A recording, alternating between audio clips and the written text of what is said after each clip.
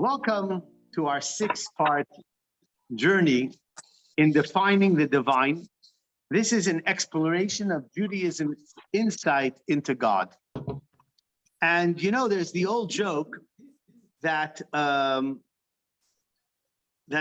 very wealthy, somewhat assimilated Jew wanted to enroll his child into the finest school there was. What's interesting is that this joke was always somewhat funny and unusual to me. But until I moved to Boca, and 45% of the Jews in St. Andrews are 45% of the student body in St. Andrews is Jewish. This joke is not so typical anymore. Anyways, so he sends him to the finest Christian school. He's doing well. One day he comes back from school. He comes home. And his father says, "So what did you learn?" He says, I learned about the Trinity."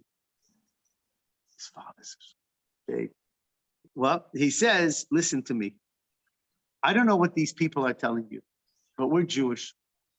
And there's only one God. It's the God we don't believe in, but we have only one God." And this is the truth. Jews are very funny. You go over to... in fact, Jews by ratio are far less believers in God, percentage-wise, per population of the Jewish people than other nations that belong to a particular religion. So Jews have always been skeptical. They believe in a God that they actually don't even know what it is.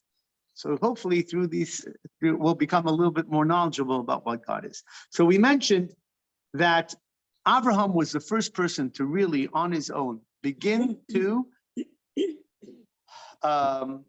spread the word that there's actually one God. And he, 4,000 years ago in Mesopotamia, he began a campaign that people should start believing in this idea of one supreme being. Now, do we know if he called it God, if he called it a supreme being, if he called the mover and shaker, the primal cause of everything? We don't know. But we know that he was preaching the word of a one God. And it was in an environment, like I mentioned, where everyone was idol. Everybody were idol worshipers. There's a story that we're going to hear in a moment, a video, many of you may know it, but it tells you exactly the home that Abraham grew up in. Now, what's interesting is that it may come as a surprise to you, but why is this question of God seem to be such a popular one? Why is it, if you go to Barnes and Nobles, why is there such a large spiritual and religious section? It's because, by and large, there's something not only about the Jewish psyche and the Jewish makeup, but there's something about the human psyche and the human makeup that strives to believe in something that is greater than them. And there are many, many such books.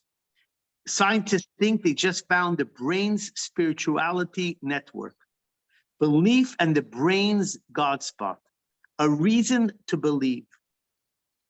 Cows have never created a religion as far as we know. But we have created religions as a human race. We've created isms. We've created things that somehow we wanted to connect to, that would somehow bring out something more within ourselves than we think we're capable of accomplishing on our own. Now, this could be attributed to the human self-awareness, self-importance, a need to accomplish, a need to achieve, and they look sometimes to something greater and higher than themselves for that direction. Now, there is an interesting, in your text number 1, which is page 3, this is from a Dr. Lisa Miller. Now, my JLI usually likes to bring sometimes from other sources to say that we're not the only crazies, even though for us, the Torah is a great source as well. But if you take a look at text number 1, it says, each of us is endowed with a natural capacity to perceive a greater reality, and consciously connect to the life force that moves in, through, and around us.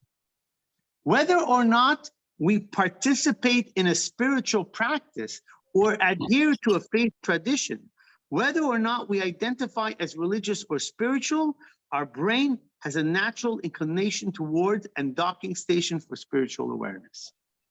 I'm not saying that there aren't people that find themselves or prescribe to being atheists and agnostics and want no part of that. That's fine. I don't think we're actually here to prove to anybody that there's a God. Because at the end of the day, if you don't want to believe there's a God, you can believe there isn't a God. But if we have this inclination that there is something greater than ourselves, then don't be surprised, because medically and scientifically, whether we have what it takes to prescribe or to belong or to commit to a particular way of life, that doesn't mean that we don't believe it or are interested in the facts about it. The awakened brain is the neural circuitry that allows us to see the world more fully and thus enhance our individual, societal, and global well-being. And by the way, many of the isms of the world try to do just that, but unfortunately we're corrupt. So while it may not have accomplished an enhancement of individual, society, and global well-being,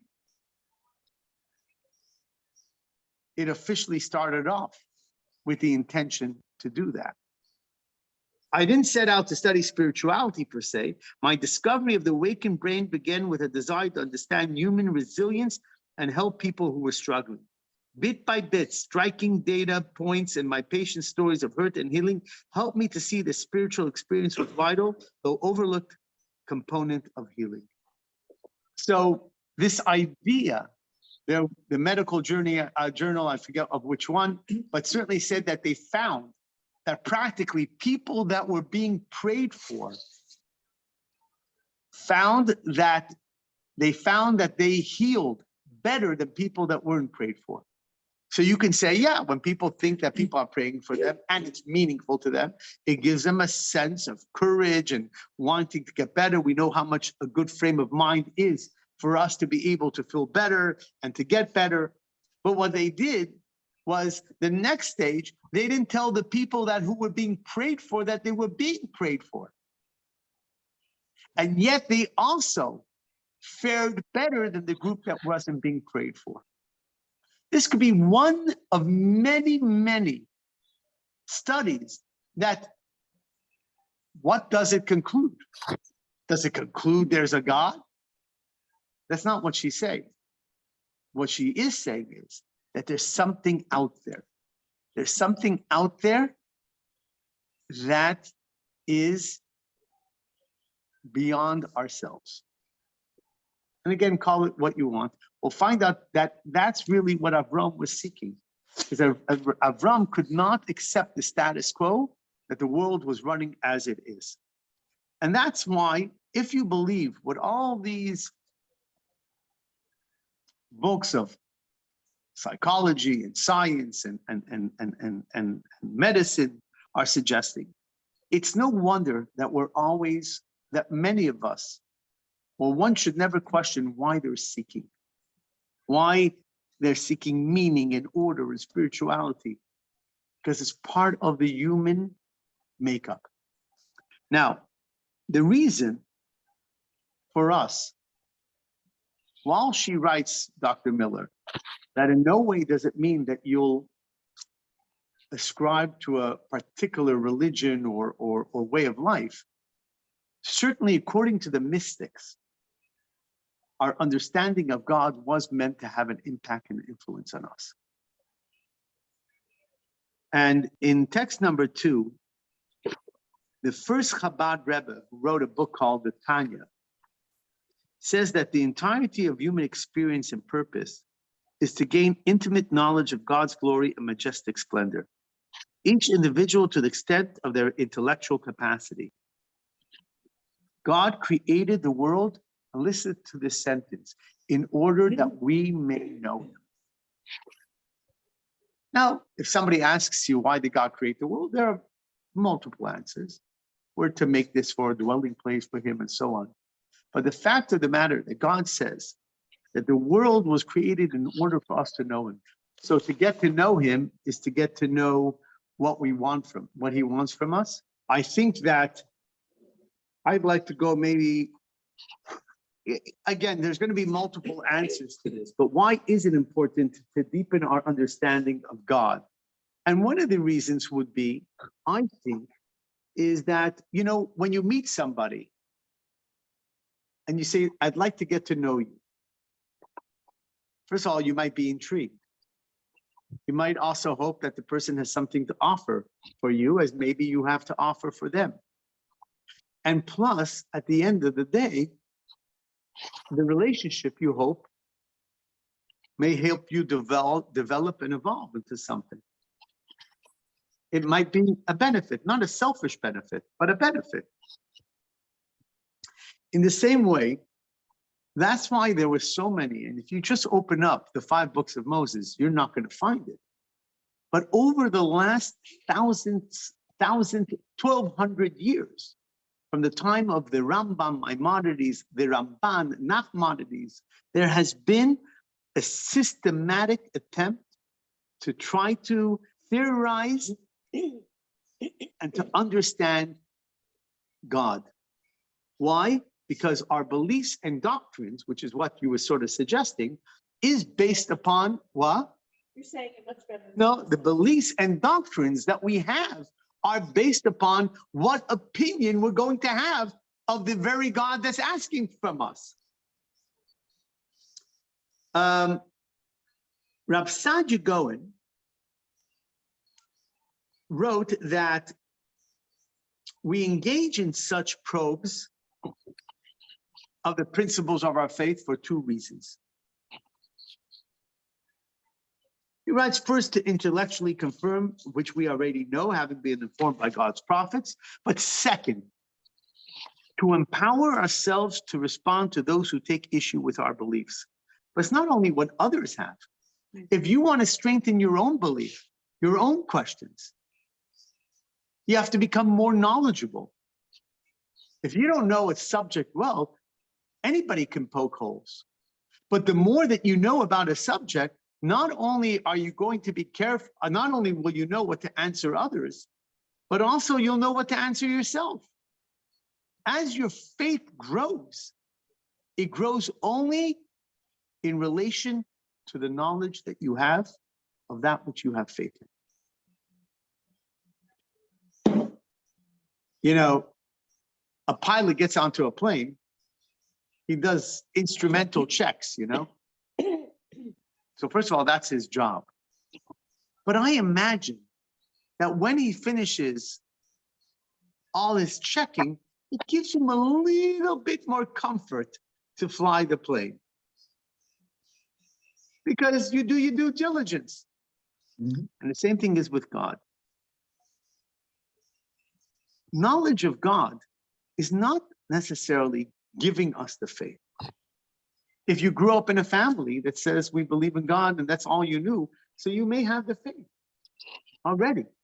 But what the knowledge of God does, it enables us to understand what we already accept as truth. And that's a far better truth to have. So,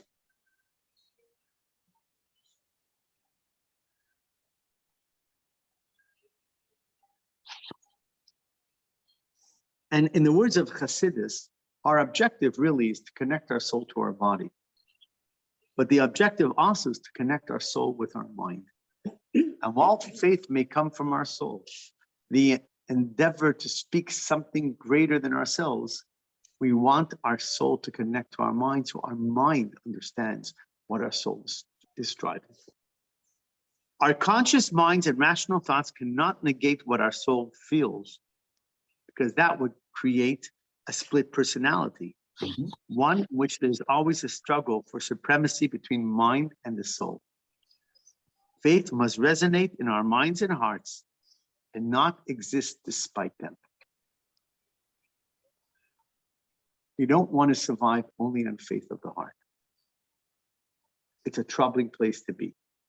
If we can somehow really believe in our hearts what we understand to the best of our ability in our minds, that creates a synthesis between mind and soul.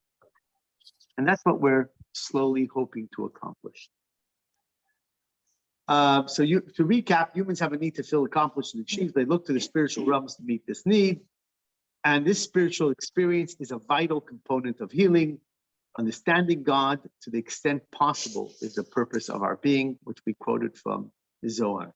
To create a harmonious relationship with our soul, mind, work in tandem, so that our soul and mind can work in tandem, to equip ourselves with responses in the event our beliefs are challenged. In this course, we're going to ask many questions.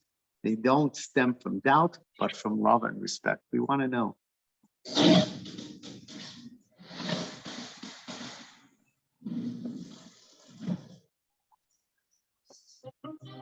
So, you want to know more about God?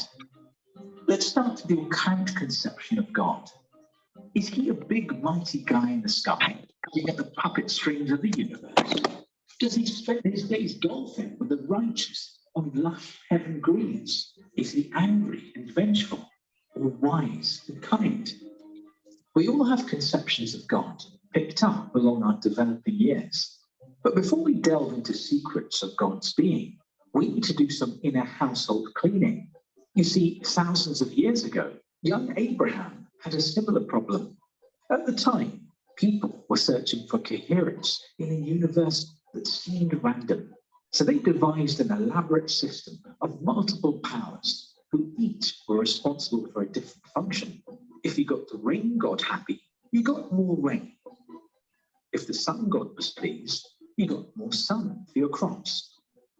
Then the wise men decided that each god was associated with a figure and shape, an idol that you could conveniently buy from your local idol shop. These figurines had the power to grant or deny your deepest needs and wishes. Abraham's father, Terah, had just such a shop, and he made the mistake of asking Abraham to man the sales floor for a day. An old woman walked in. "Young man, an idol, please, for my arthritis. Which of these gods is good for my knees?" "How old are you?" Abraham asked. 60, replied the woman. "You poor thing," Abraham said.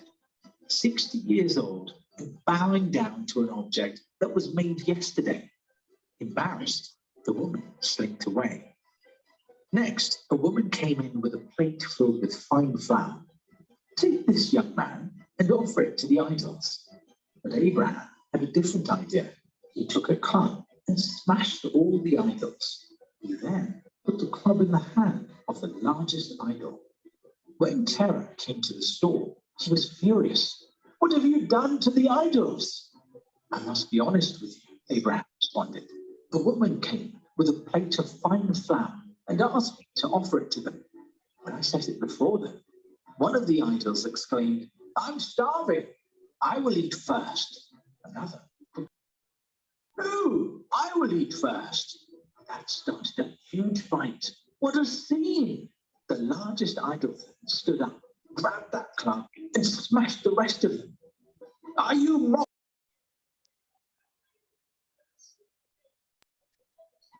Smile. Exactly. Abraham went on to teach people what God is not. Before humanity could begin to know what God is, they had to unlearn their crooked conception of him. We are not so different from school, from home, or from Hollywood. We ingest portraits of God that stay stuck in stone, not growing with us as we mature and our intelligence blossoms. If and when we decide we want to expand our understanding of God, we must first do what Abraham did. We have to unlearn before we learn. Before constructing God, we need to deconstruct. So what happened? We're going to talk about Abraham a little bit later on, but when you think about it, Abraham, by the way, it's almost like laughable because you think, how did anybody believe in statues? But if you think about the smartest and most intelligent civilizations, the Greeks, I mean, they had a mythology up to the gazoos. They had more gods and goddesses than you can imagine. And they were super intelligent, writing literature and poetry and sciences. So first of all, the Talmud does say that we can't appreciate it because the world goes through eras of the ability to lust after something. And it gets substituted with time for other things. There was this lust for idol worship. But Maimonides, who was considered the rationalist par excellence, he actually goes into a whole history of how did idol worship evolve even. It's like crazy when you think about it. I mean, especially if you think that Adam believed in one God, probably shared that with his children. How did 10 generations later with Noah, how did things get so bad? And then Noah, man, they learned the whole lesson and he started the world anew. And 10 generations by the time Abraham comes on the scene, things are like bad again. And the Rambam says, take it easy. The world can't be convinced. It just takes time.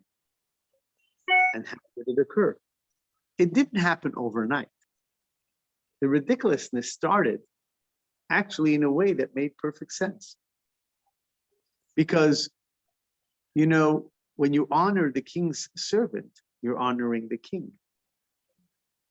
So it makes perfect sense. If somebody of prestige comes over and says, we should start praying to the sun did a good job today.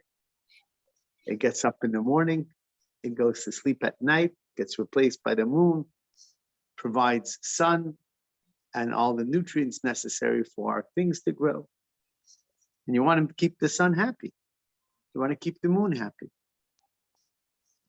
And once you are ready, create a partnership with God, it's possible to go downhill from there. Again, this is not a class in idol worship. But Abraham, when he began to think, hold on a second. You know, it's one thing to go into a shop and, you know, and to buy a Picasso.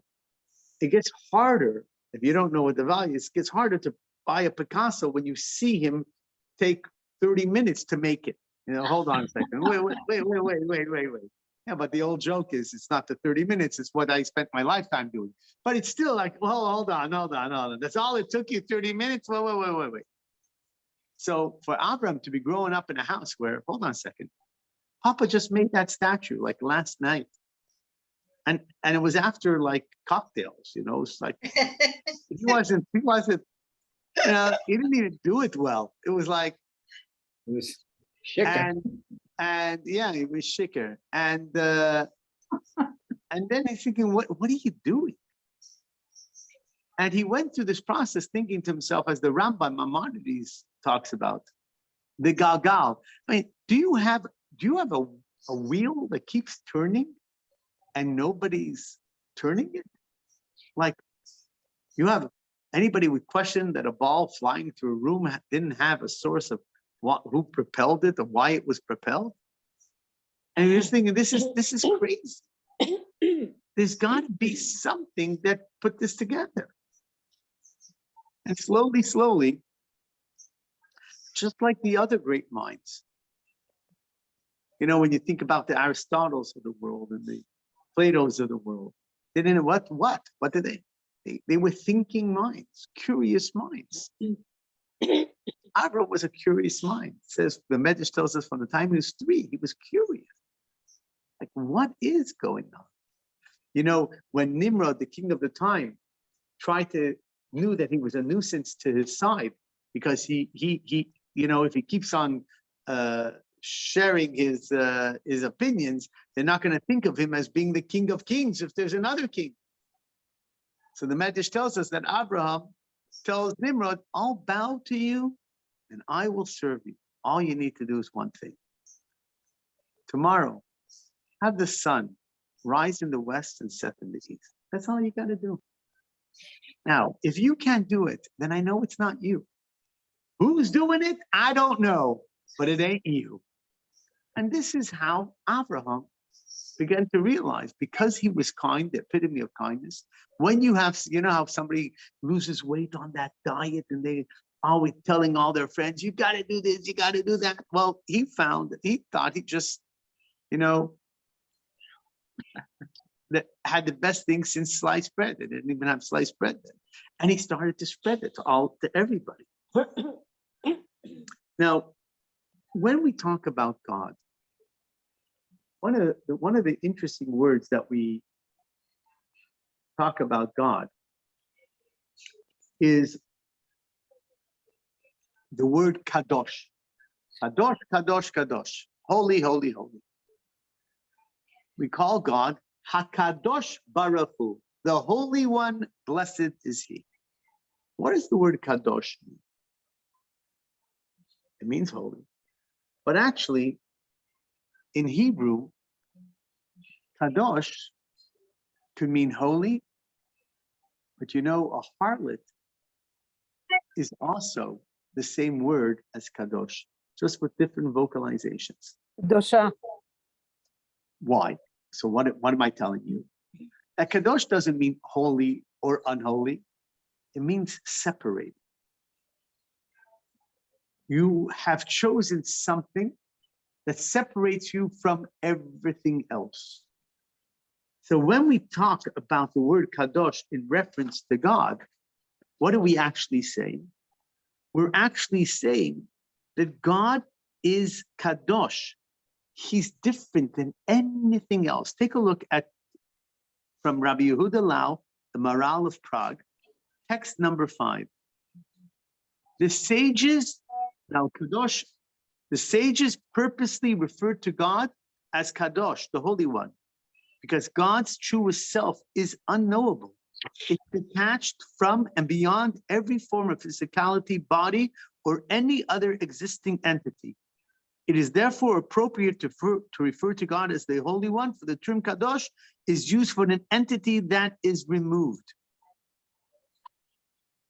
It simply means that God transcends all that exists.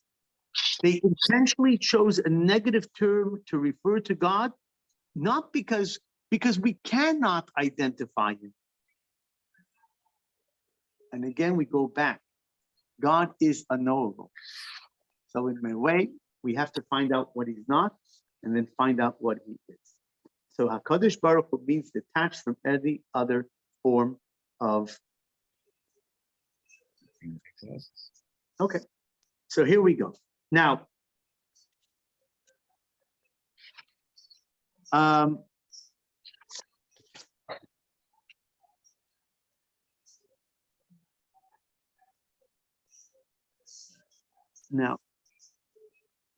Adin Steinsaltz, going back to what we discussed, also a very famous rabbi in California, in Israel, talks about also this idea of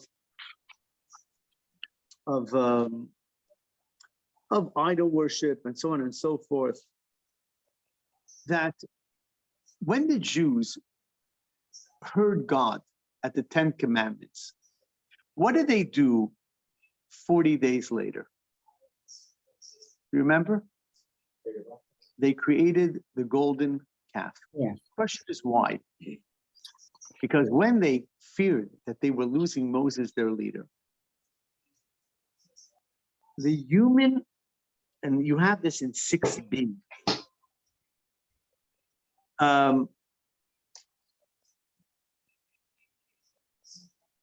the first is the perception of God as the one and only, is therefore all embracing, all supreme, divine, and above all comprehension. Therefore, far above any personal relationship of something defined and specific. To this is compounded another difficulty, which is a faith that is entirely in abstraction, which does not allow any image, form, or other experience that can be grasped.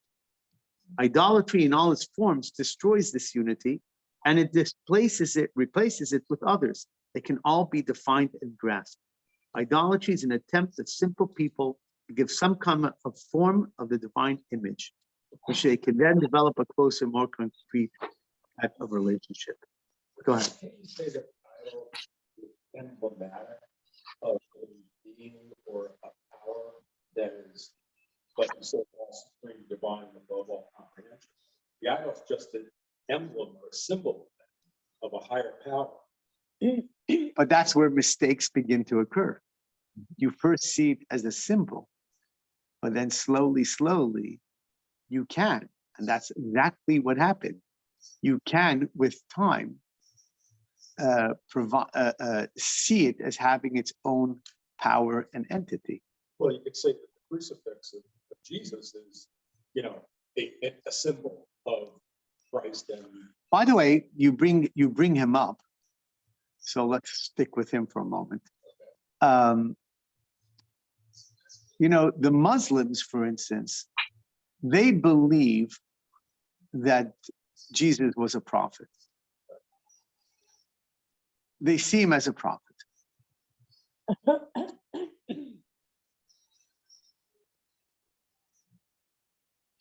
Jews see Moses as a prophet. The minute Jews would begin to see Moses as anything but a prophet, we could possibly become as guilty as the Christians, not all, of seeing him as part of a Trinity where he is God or Son of God. The problem is not with Jesus. The problem is being a Son of God, meaning technically a God himself. And that's, you see how that mistake, it could, that Christians pray. and that's why we have, right, correct. That's why, technically speaking, you can go into a mosque in Jewish religion, but you can't go into certain churches. One church today could be called a place of idol worship, and so certain fundamentalist churches may not be, because they're not necessarily praying to him as a God.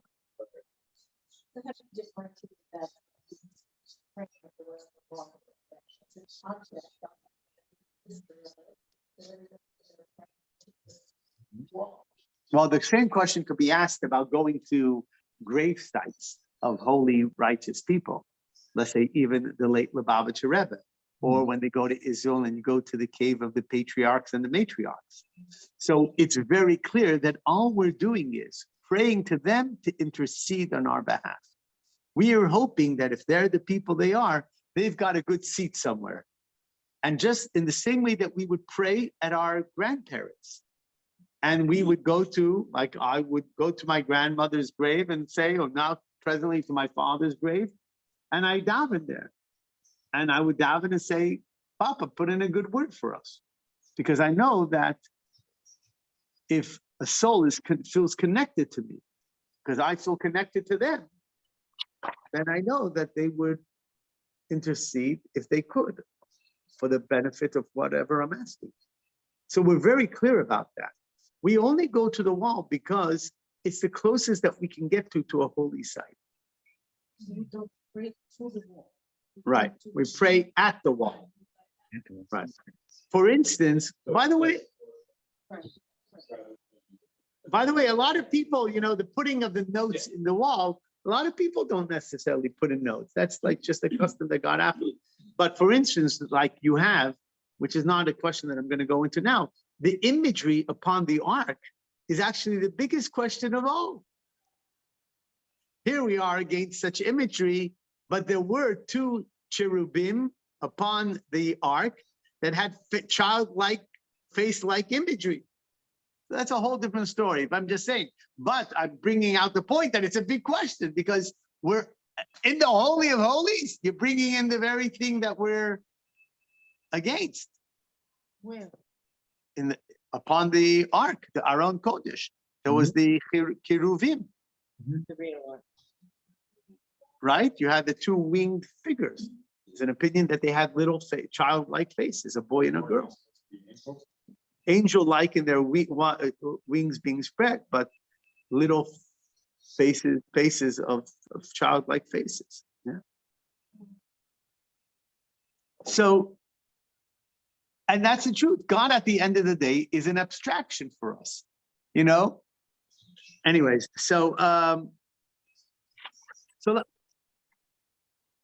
let's start. This has been too long of a. So Jews are especially susceptible to idolatry because of their desire for spiritual experiences. But not Jews specifically. Why don't they Every turn? person, no? So, by the way, an interesting fact. So Jews in the time of the cults, you guys are too young, but in the 70s and 80s, early 80s, if you ever went to the Hare Krishnas, or even here in Miami, there used to be that Korean one, and I forget what's his name was. Yeah. And do you know that 60% of these cults were Jewish kids from colleges and universities? Why?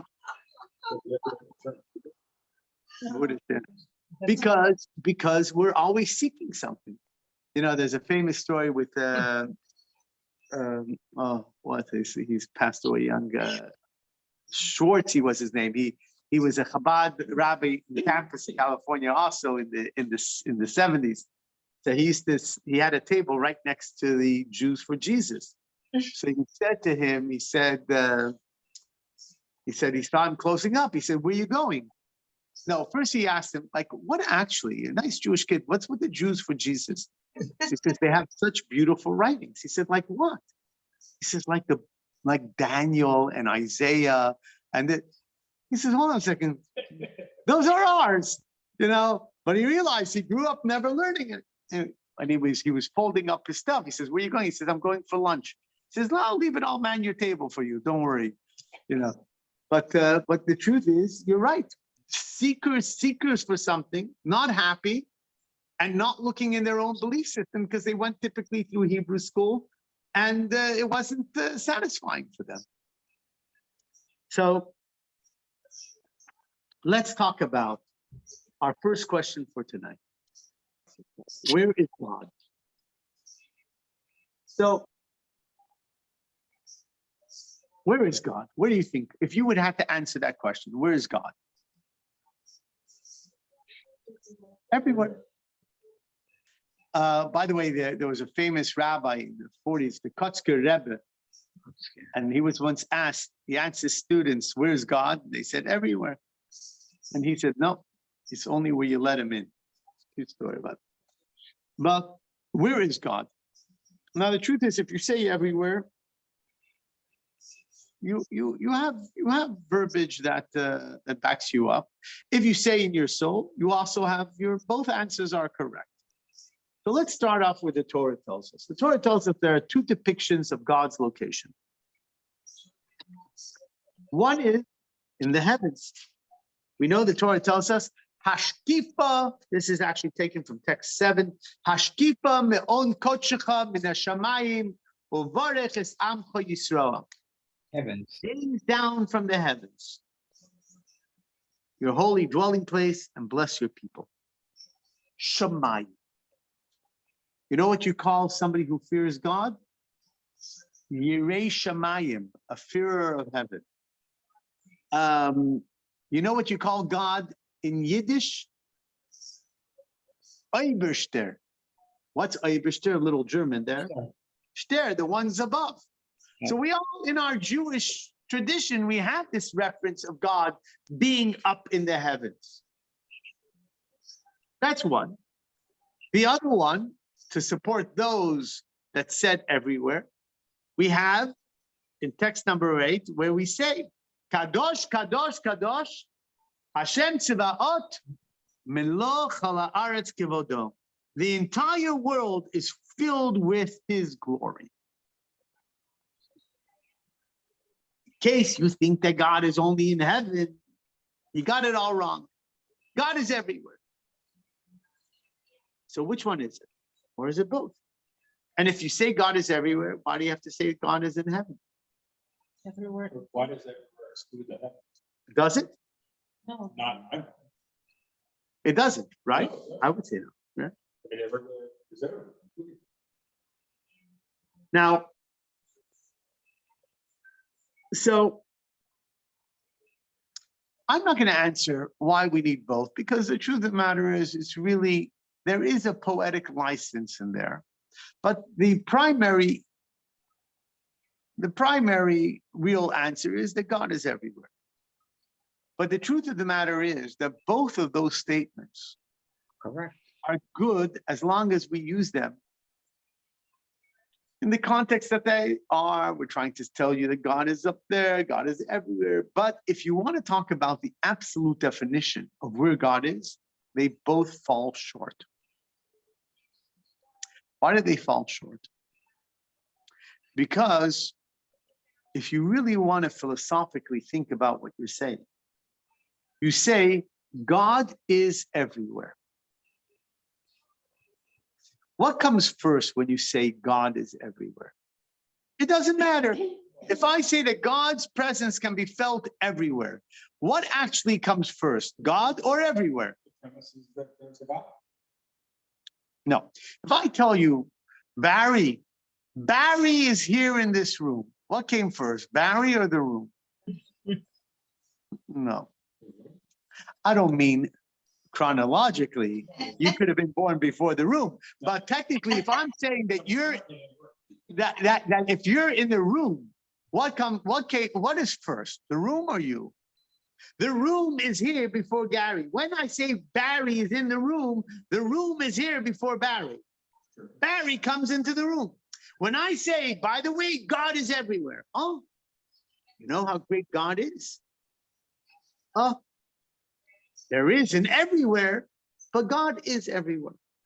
Barry's voice could be heard through the whole building, even though he's just in this room. There's a whole building, and Barry's voice is so loud, it's heard in all the rooms of the building. God is so great, he's everywhere. But room is limited. Everywhere is not Okay, limited. the whole building, the whole room. Philosophically, if I say that God is everywhere, there is an everywhere that God is so great that he fills his presence, he fills everywhere with his presence. But the Jewish philosophers had a problem with that. What do you mean? There's an everywhere and now God is invited to come everywhere? Everywhere is a creation. You don't have to be invited. Of course not. Created it is a set. In other words, as fine as a statement that is, as complimentary as we're trying to be to God, we're actually limiting God. We're limiting, saying there's an everywhere and God is there. Nobody else can be everywhere, but God could be everywhere. Garden of Eden is located to a place, but as Maimonides writes, when you talk about these spiritual places, it's not like we're talking about that there's a spot up where somewhere. Between Saturn and this, there's a spot. This is a spiritual existence. It doesn't have a physical location. One of the names that describe God is Makom. We use it in the Haggadah. We use it, unfortunately, when we are consoling someone in their Shiva period, in their days of mourning. We say, Hamakom yinachem etchem, may God console you. We call God Makom. So Makom, space, is one of God's names. If you take a look at text number 9, it says that God is Mikaimai Shel Olam. God is the space of the universe. Number 9, you see this on page 14. Yeah? God is the space of the universe. Your universe is not the space of God. Now, space is the most essential dimension of the universe. In order to have a universe, you got to have two elements. You got to have space and you have to have time. Why do you have to have time? Because if you believe that there was a time that the universe didn't exist, and now it exists, that can only happen when there's time. That's why when it says in the beginning of the Bible, Bereshis bara Elokim et hashmayim v'et haaretz, in the beginning God created heaven and earth. Two things happen. It doesn't really mean heaven and earth as we know it, because later on God's creating the sun and the stars and the It means that God, in the first sentence of Torah, did two things. He created time and he created space.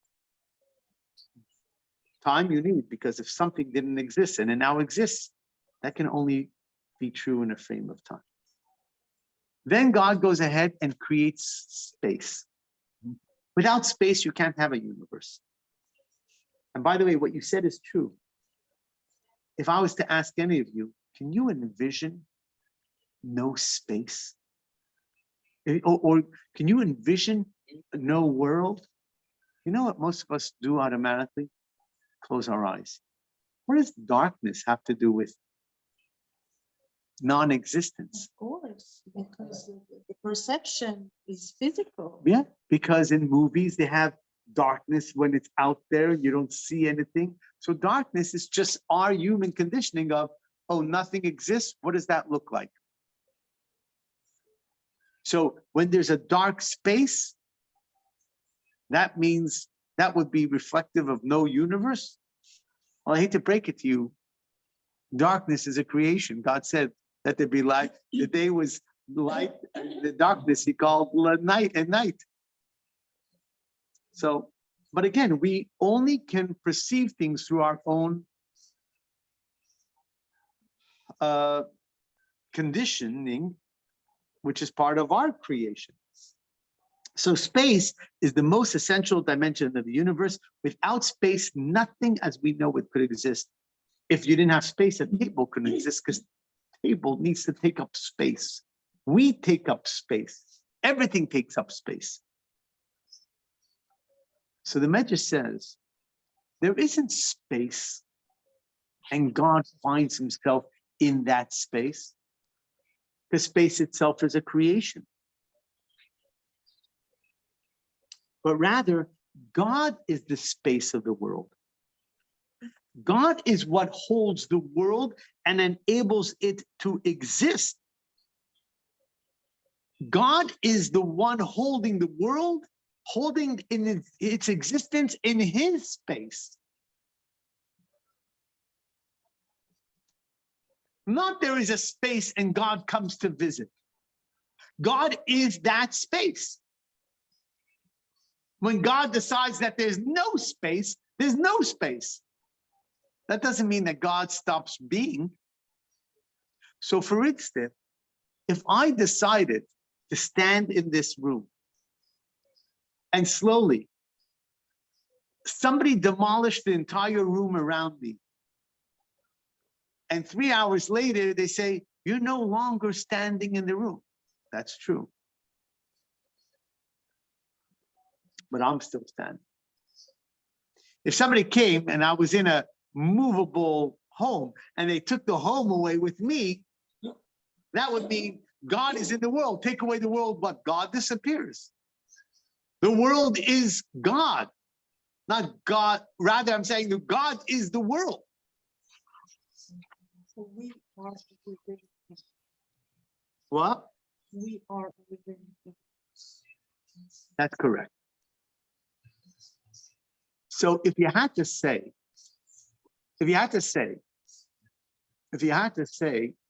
love this painting. I love this painting on canvas. Take away the canvas. What would happen? There'd be no painting. Take away God, there's no world. God is the space upon which everything else is painted upon. So when God creates the world, he's creating a world, so to speak, on an entity called God. So how would you answer now the question, where is God? The question you asked us in the beginning. It's really not a question you can answer. The question you have to ask yourself is, why is the Torah constantly referring to him into two ways? That's the question you have to ask. If God is really holds the world and enables it to exist, where is God? Everywhere is in God. So that we exist within God. That's correct. Maimonides writes an interesting thing. I don't want to get into this, but Maimonides says, why is it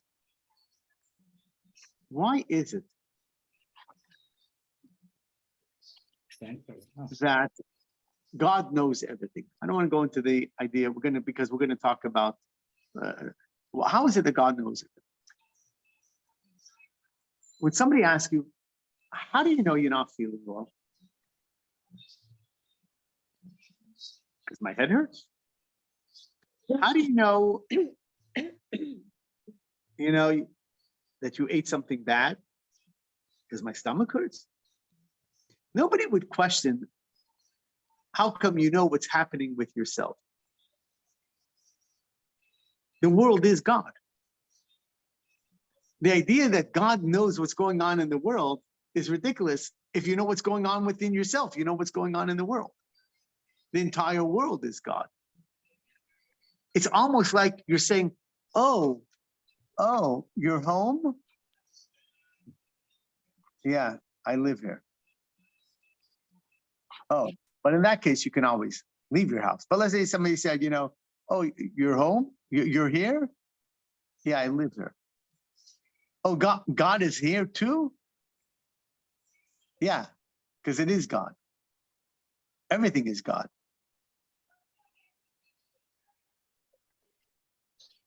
Does that make sense? So if somebody asks you, where's God? That's not the question. The question is where everything else is. Everything else is within God. So that we go back to the other question. So why does the Torah use poetic license to say God God is in the heavens? Oh, by the way, God is all over the place. Because everything we learn about, everything that relates to God is just how we relate to God. When we talk about a God in the heavens, it's usually in the context, like Hashkifim and Kachras, when God is doing bad to the cities of Sodom and Gomorrah. Usually when we talk about God in the heavens, we're talking about a God that we don't understand, like something that's far away. When we usually talk about a God that fills the world, it's usually in the context where we're trying to understand how God is really running everything, to try to see the hand of God in everything that's happening in our lives. They're just two different relationships that we have with God. And that's why the Torah uses that language. It's not trying to define for you what God really is, because that would be incorrect. It's just telling you how we relate to God. From the heavens, it's a way that God seems to be separate from the world. And when we talk about God is everywhere, that's usually when we're talking about God, how we try to relate with God and how he is expressing himself in the nuances of the world. That's why the Torah uses two different expressions. In the heavens, it's feeling that God is utterly beyond us. And everywhere is an attempt to see the world as an expression of God. So where is God? Where are we allowing God into our lives, which is something that you said? Because God is there. We, as human beings, have an ability to completely negate God, even though he's there. We're not really allowing or not allowing him in. It's really, we've already let him in, but it's like letting somebody in and not talking to him all night at the dinner table because you had no choice but to allow him in because he's your wife's uncle or husband's brother or something like that. Okay. So God is everywhere. Rather, everywhere is God. Okay. And what does that mean? Yeah. Allowing him in means allowing him in all the places of our lives, not only when we go to synagogue, not only when we come to a class. It's our home, it's our workplace, our personal consciousness, and so on and so forth. So take a look at your figure on page 15.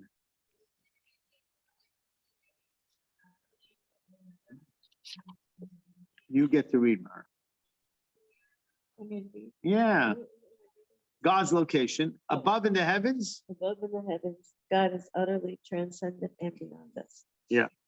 Everywhere God expresses himself within our world through all that happens and all that exists.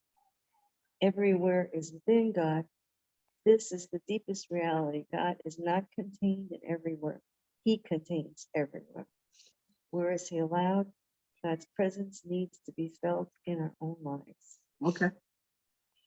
So now that we know that God is in the table, by the way, somebody once asked one of his father, he says, what do you think about when you're praying on Yom Kippur?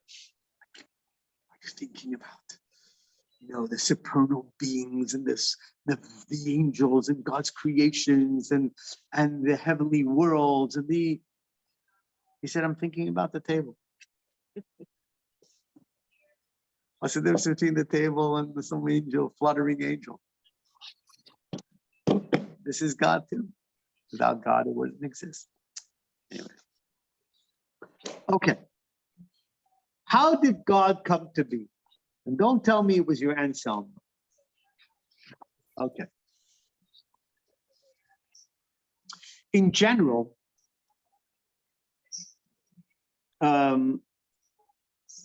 science, even today, I wouldn't say it always was so, that everything has a cause and effect, which means that if there's an effect, we assume that there's a cause.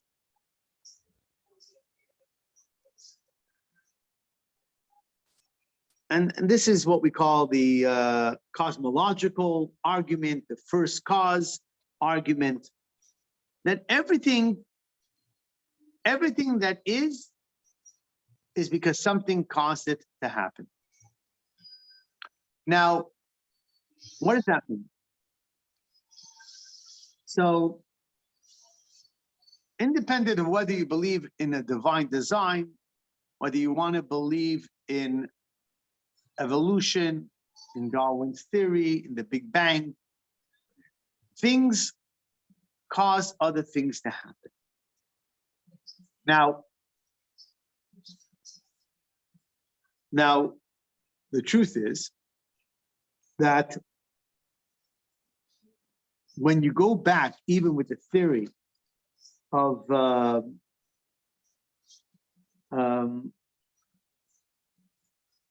if you go back with the theory of the Big Bang, let's say, they'll go all the way back. So what happened with history?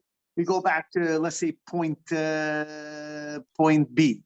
Then we find we can go back even further, point A, and then so on and so forth. And we can dig further to the cause of this. And even genetically, we're able to go back to the atoms and this, and finally the DNA. But at the end, for the world at large, we made it until the Big Bang. Question is, who caused the Big Bang? So that we don't know. We don't know. We say a story about Stephen Hawking that one time he was giving a lecture and a lady said, it's all baloney.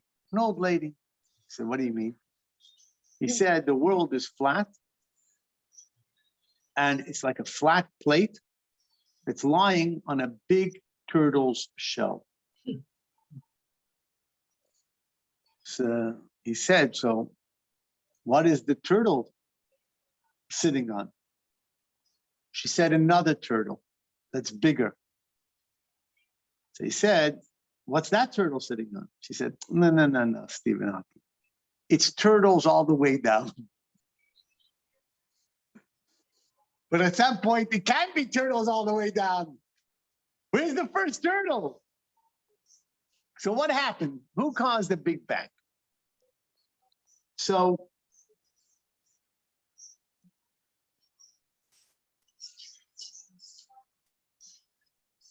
we say that's true.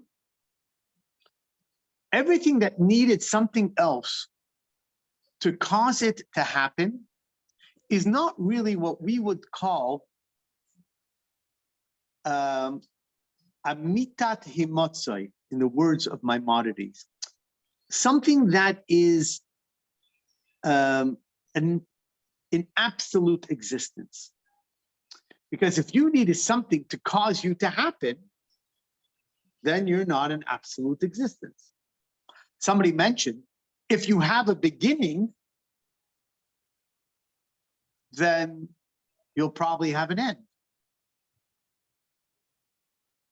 And if your beginning again was dependent, as long as you're dependent upon something, what happens when that which you're dependent upon decides not to do whatever it did?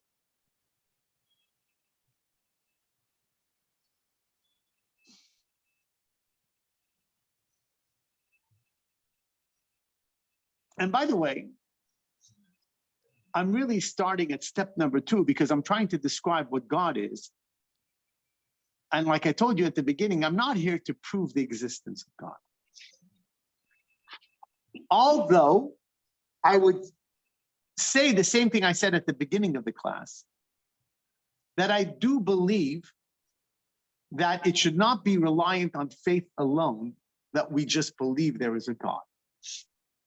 And again, I can only tell you what's good for me.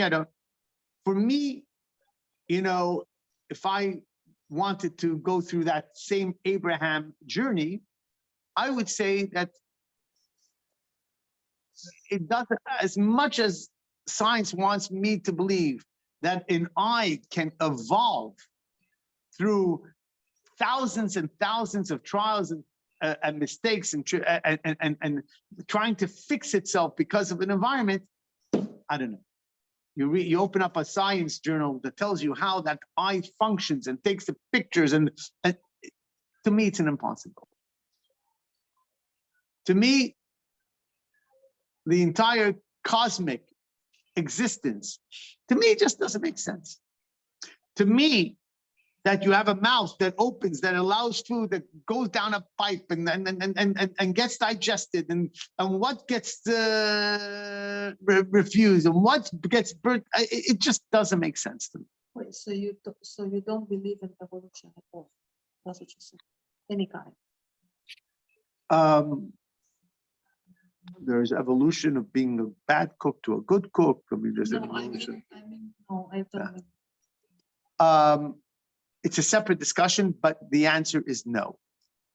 If evolution is a random process, no, I don't believe in random processes. Not necessarily random, but Like what? And then well, if you look at the same human species, evolutionary evolved from. I know. I don't forget. My belief is in a civilized world, a 5,000-year world. So I start my history from a civilization, maybe a little taller and a little this, but not the bent over ones. So you don't believe in these things look like Neanderthals No. Even though they're historical artifacts. What you have a hunchback Homo sapien, and he became a Neanderthal. No. Okay. Just But do you believe in adaptation, that things that were created have adapted to environments? Oh, for sure. Through adaptation. Even human beings have adapted. Sure. Yeah. To be fair, again, this is you're getting a very unfair, But to answer your question, yes, there is an evolution, but I don't think that what my evolution and your evolution is the same. So I said no to you because I think that but so for instance, the creation of the world is an evolution. Question is, how long does something like that last? How fast or how slow does an evolution take? And what does that evolution look like? But do I believe that we came from animals? No. It goes contrary to what the Torah says.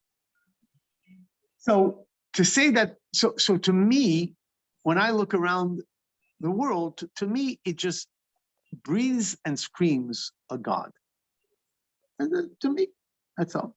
May not to others, but to me, it does. The intricacy of existence proves to me that something is greater than just by chance. There's a design. Yeah, that's all. once we assume that, where did he come from? If we say that God is created, then that does us no good at all. Because in a sense, we go back to the question, what created God? You know, when when the Greeks had the rabbis translate the Torah into Greek, called the Septuagint, it took 70 rabbis and so on and so forth. They all changed the beginning of the wording of the Torah from Bereshis bara Elokim at the Shemaim. Bereshis, in the beginning, bara Elokim, created God. They knew that the translation is, in the beginning of the history of the world, God created. But they knew that when you lose so much in translations, they thought if they would translate it literally, it would read something called Bereshit created God. So they changed the order. They said that God created the world in the beginning. Because to them, if something creates God, then that's the God. You can only have a God when nothing created it. And only then can it be the source of all other creation. So in a sense, the creator is not an effect. He requires no cause to bring about this effect called God. He is a standalone existence, which according to the words of the Rambam, is a compelled existence. If you're not a compelled existence, then you're not in absolute existence. If you could be around today and not tomorrow, that's not called a true existence. Like us, we don't necessarily have to be here. We need something to bring us about. The only thing is that we were created in the image of God and we can produce life. As animals do, but we can produce life. So this was the first cause argument that Abraham was using. Guys, my father made these idols. You should be bowing to my father. He's the cause that affected your idol. Go back to something that has no cause. It is the cause of everything else. That's what Avram was saying.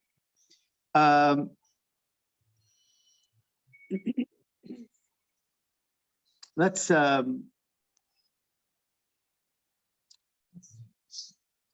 student page 16.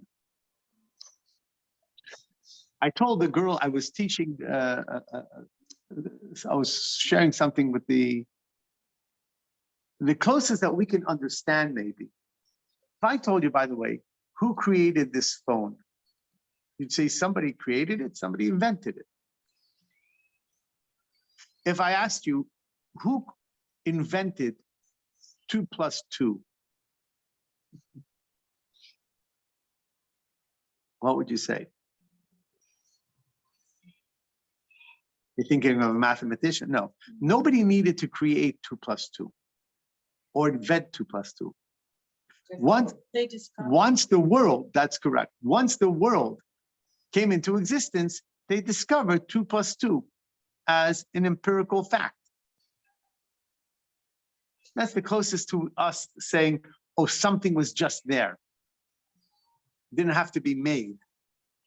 It doesn't have a cause. It's just there. But it's just there because the world was created. If there was no world, there'd be no need for 2 + 2.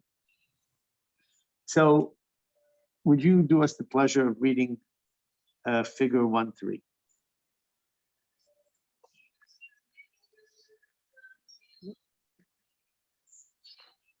You need your glasses. Hold on. You thought you'd get away. Yeah, Existence, God versus everything else. right. Based on Maimonides, God for the perplexed, Rabbi Yosef Alba also fundamental beliefs.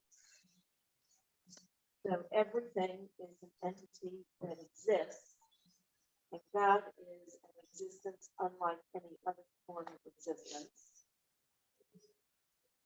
Everything is contingent existence, and God is necessary existence. Everything is dependent existence, and God is independent existence. Right. So as Maimonides would write, that God is the cause for all, therefore he's exists because he exists. Everything else has a cause, and therefore it's a contingent existence. Everything else is dependent upon something else, therefore it's a dependent existence, where God is necessary and independent. So really, we've just said something else, that in the zone of existence, God is so radically different from everything else. Contingent, brought about by a cause. And if that's the case, the effect of the cause didn't necessarily have to be. But again, by the way, I did mention that science at one time before did try to say, if it was true for God, that God could just be without a cause, why can't we say that the beginning of the world was like that? But of course, later on, with Darwin, we went as far back as the Big Bang, but unfortunately, we don't know what caused that. So we do believe that something happened, but we're always going to get stuck there. So No. only the creation of the world, the Big Bang? No, the Big Bang brought about the creation of the world.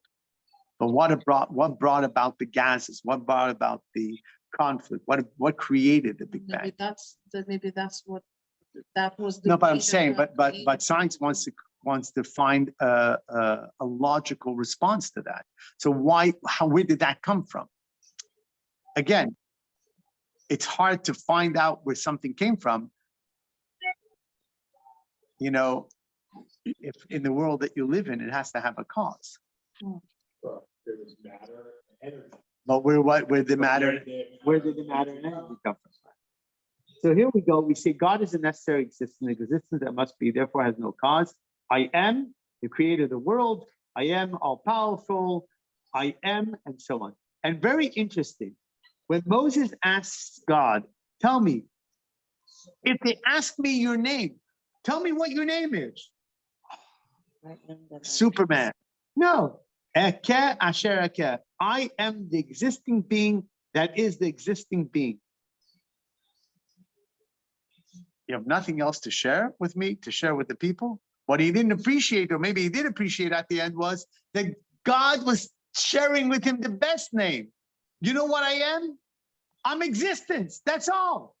Nobody else can claim that. Nobody else can claim that they're just here because they're here. That's the biggest compliment. And that's what God was telling Moses. How did God come to be? Insisting on looking for God's cause means we are stuck in our own box of creating God in our own image, because that's just the way it is.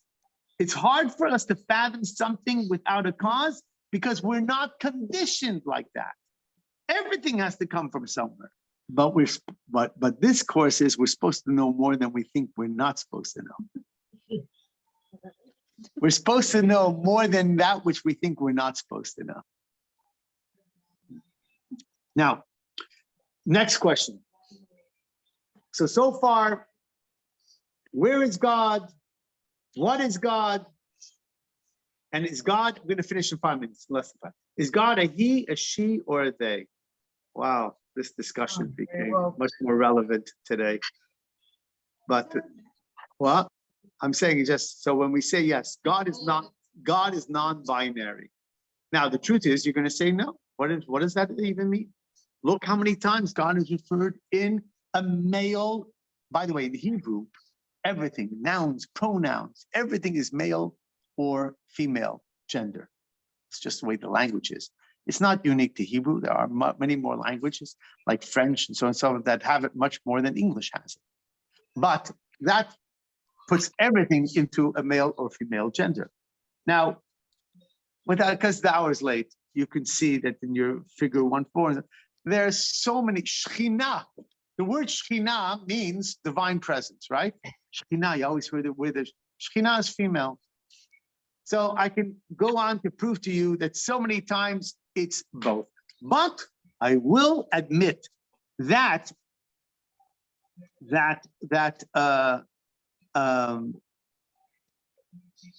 God is probably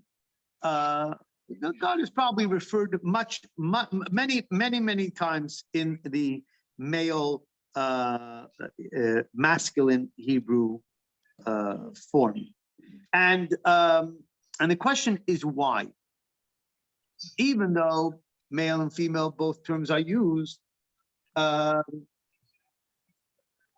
is genderless. In Hebrew, it's hard to be genderless. Were they sexist? Maybe they were. No, but we know there are so many things. Torah is feminine. The Neshama is feminine. Eretz Yisrael is feminine. Shabbat Kodesh feminine. And the answer is that God created us in his image. And what does the Torah say? In his image, male and female, he created them. Which means that God has a male and female gender. We just said he's non-binary. He's non-binary. Oh, you gotta be kidding me. He is not genderless. He's a hermaphrodite. Forget it. He's both. Now, but why? So, and this is the bottom line. In Jewish mysticism, I just had this conversation with somebody who's getting married on Thursday, supposedly outside of PGA. He's a little bit worried.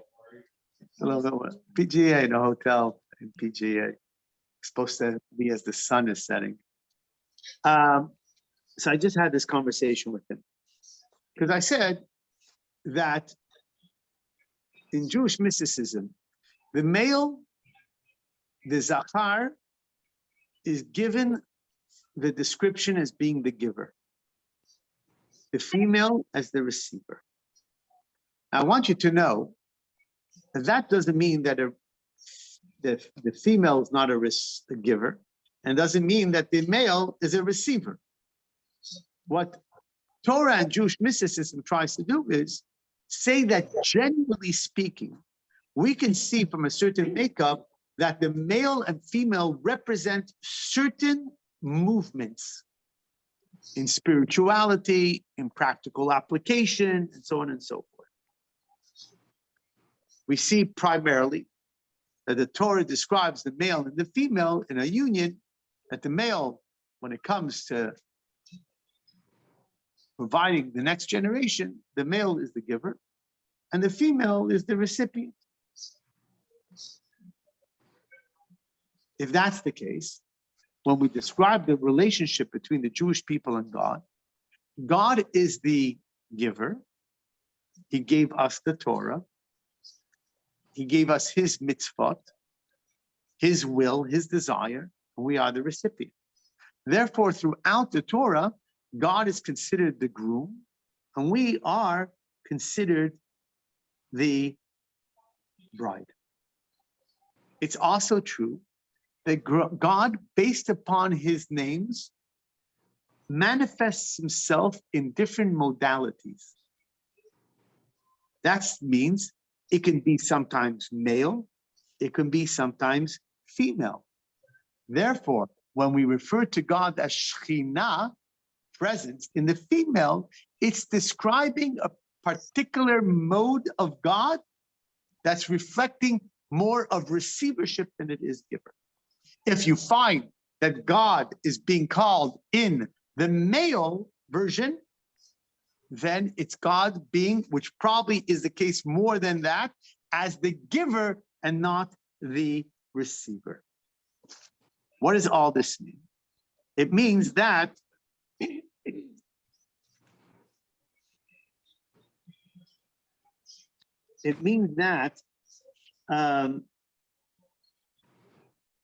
if you take, for instance, the word in Hebrew for man and woman. In Hebrew, it's ish and isha. Man, isha, woman. The common letters for both of them are Aleph Shin, which means fire, and the two other letters, Ish, is a Yud and a Hey. What does Yud represent? Wisdom. Hey represents Bina, understanding. In wisdom under understanding, wisdom is that flash of intuition. Bina is the ability to take that flash of intuition and develop it. In Kabbalah, everything runs true. The same is with the husband and wife. He only provides an intuitive moment. It's the womb that develops it into the child. God, the man, gave us a Torah. What did he expect from us? To develop it, to learn it, to provide commentary on it. God is the male, he gave us a world. We're the females, he expected us to develop it. He gave us an imperfect world, he expects us to make it perfect. So when we find God being called different names, they just reflect a different mode of God. In general, if you're going to find that it's being referred more in the male version, that makes perfect sense, because in the general theme of things, giving us a world, giving us a Torah, for the most part, the nation of Israel are the recipients of that. But that's a great compliment, because he expects us to really work it, develop it, and make it something. So the recipientship or the receivership of the female in Jewish mysticism is not a second fiddle to anything. In fact, if anything, it shows a deficiency on the male who can simply provide, but doesn't know really how to take it full circle, which has typically always been the intuitiveness of the women, who's always been able to develop the home and develop the child. So that's why we are called in general the divine groom and terrestrial bride. God is the groom and we are the bride.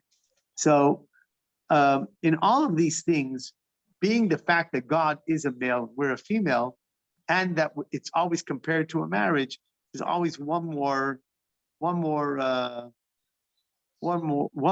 compliment to us about the relationship that God expects us to have. And that's why God is not called an it. Because what is an it in a relationship? Okay, so I don't know. Stuff. It doesn't matter. Okay, key points. So basically, page 23, and we'll finish. Sorry, I'm late. It won't happen again. Asking questions about God is not a sign of weakness in belief. On the contrary, the bashful will never learn. Jews have always asked questions. It's important to ask questions and to delve into what God is. The more that we can understand about God, the better off we are. We have to appreciate that many of our conceptions may be incorrect. And although we can know much about God, he himself is unknowable. That's why idol worship was so inviting. It seemed to concretize God. In Jewish sources, number 4, we find depictions of God being located above. We also find it that God is everywhere. While they're both true, the deeper reality is God contains the world, not the other way around. God's existence 5 is radically different from the existence of all else. All things but God are contingent, and God is not contingent upon anything necessary. Number 6, on an essential level, God transcends gender, but yet he manifests himself both in male and female modalities. When we refer to God in masculine terms, it's about God being our provider and our husband. Doing so places emphasis on our importance to God and our relationship with him. So number 1, take it easy with the masculine references to God. It's all okay. Take a breather. He's referred to as a female also, but it's all about describing God's, modus operandi for that moment, for that going backwards. Where is God? Ridiculous question, actually. Where's everything else? Everything else is in God. So of course, God is going to be everywhere. But when we talk about God in the Torah being everywhere, or God being in heaven, we're actually relating our relationship to God, where God is beyond our comprehension, or where we try to understand God on a more personal level. And going backwards, what is God? Did we do that one already? No. What is God?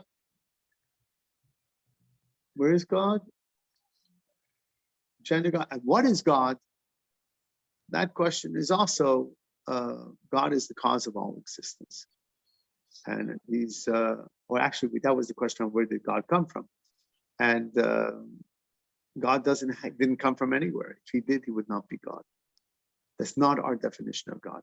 So now, by the way, when you say that, do I have a greater understanding of where God came from? No. But at least I do have an understanding that if he came from, he wouldn't be my God.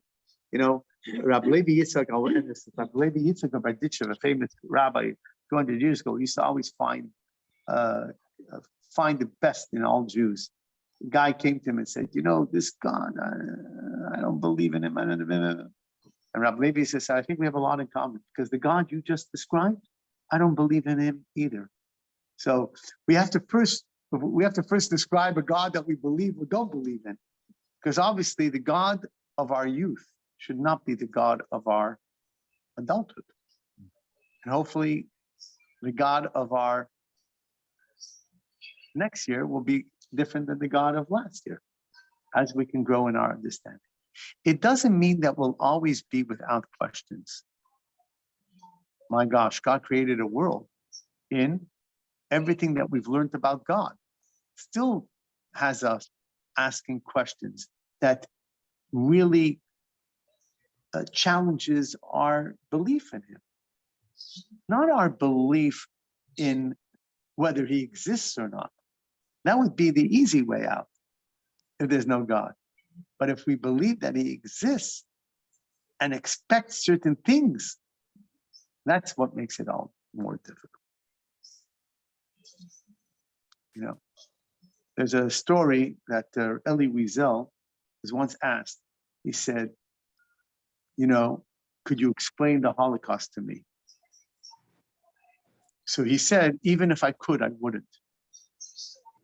You know, how do you explain with God? He says, I wouldn't. Because if I could explain it to you, why God did it, he says, it would make me comfortable with it. And I don't want to ever be comfortable with the evilness and destruction of the Holocaust. And some things we'll just never know. But that doesn't mean that we get rid of everything.